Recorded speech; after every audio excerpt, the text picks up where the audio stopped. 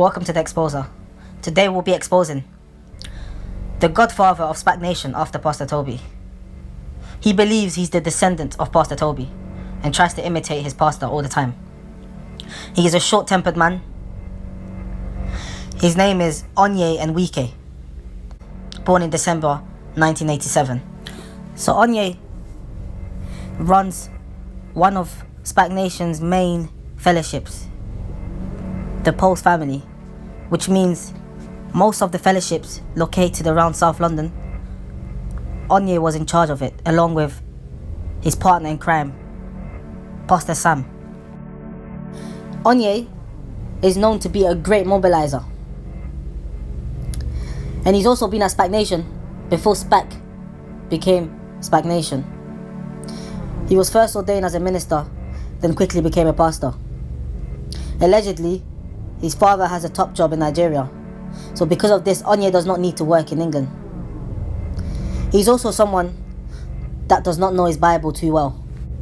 Most people listen to him because he has a certain presence, but behind the scene, a lot of people do not respect him. Female pastors have insulted him in the past behind his back about what he drove and how dopey he behaves. Onye is also one of the main people in Spac Nation, because there's many people who wish to become like PT, but he's up there and PT trusts him quite a lot. I remember very well when we realized we had to pay 3K per week in Evermonth. I sat down in the office. Pastor Onye had done some dangerous giving from his dad, you know.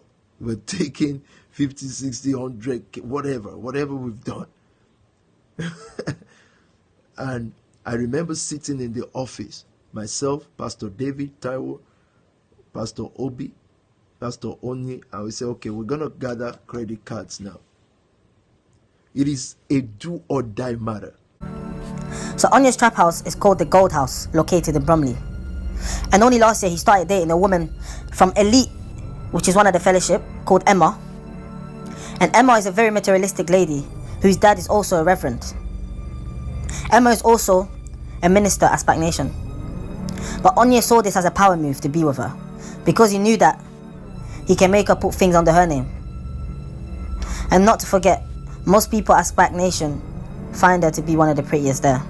So when they got together, she left her fellowship to join the Pulse community, which is the section that Onye controls. On the Pulse community, you have RBG, which is now dissolved, Brixton Pulse, Eastside, and Tulse Pulse. Onye is a very short-tempered man who likes to see results quickly. He swears a lot and is a sort of pastor who likes having a lot of men under him, as it makes him feel superior to the others.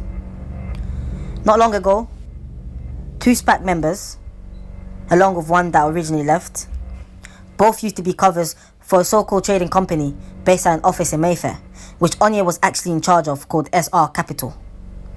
Spac Nation used this and made an advert out of it in order to lure young boys from inner city London to attend Spac Nation, because only through Spac Nation will people from areas like Croydon will be able to experience the city of London's lifestyle of wealth and black success.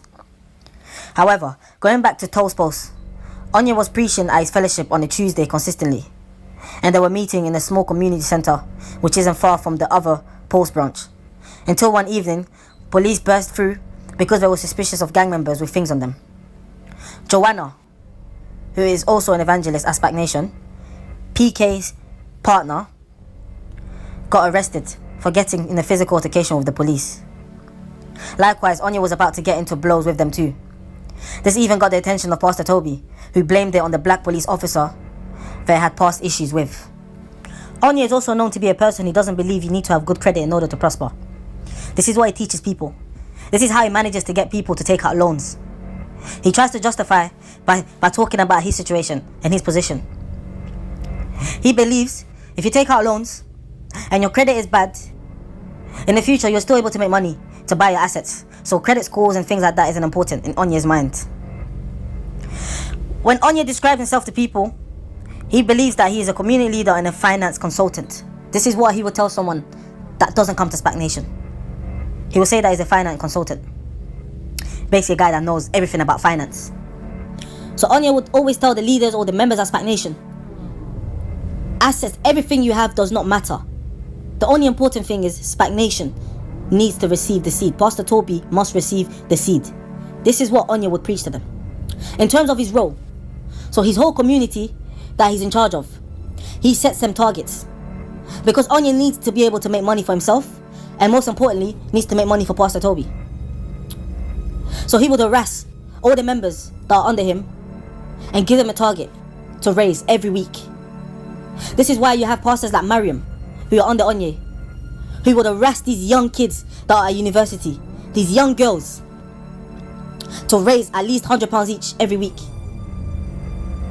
Because Mariam will think about raising money for herself, raising money for Onye, and raising money for Pastor Toby. So this is the mindset that these leaders under him have, because he pressurizes them. Because he's a guy that has no patience. Onye is a guy who's obsessed with money.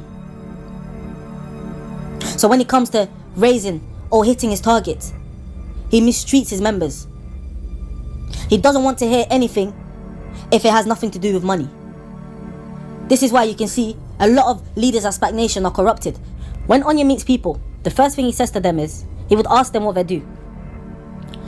And anything you tell him you do, Onye will tell you he will partner you with a mentor.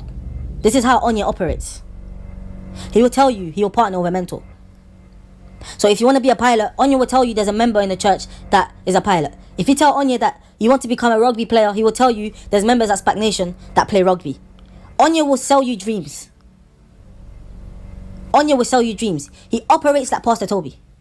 He will make you believe anything you want to do is achievable, and that he has the connections and the network for that, just to get you to come to Spac Nation. And once you're in Spac Nation, Onye will invite you to an office in central London, to make you believe that this guy is a wealthy guy, to make you believe that this guy is doing amazing things. Sit you in his office to try and corrupt your mind. So he might get you to invest into a trading, or he might tell you to invest into a business. This is how Onye operates. So let's get into the business plans that Onye has. So Onye has overall 4 companies that he has opened online. 2 have dissolved. 1 of them he resigned from, and 1 of them which is currently active.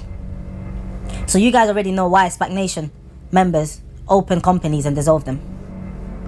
Almost every pastor that's been exposed has opened up companies and dissolved them, with no evidence of the company's website, nothing, no telephone reported, nothing reported. So these companies, you guys know, are not real companies. They're things that were open online to get a loan from them and then dissolve them later on. They also use these companies to get people to invest in it while they take the people's money. This is what they do. And Onye is a great manipulator and a compulsive liar. Onye is known for his lying. For people that don't know Onye, they might think he's a genuine guy and a serious person. But behind the scenes, this is a guy who's just focused on doing everything necessary to get money for himself and Pastor Toby.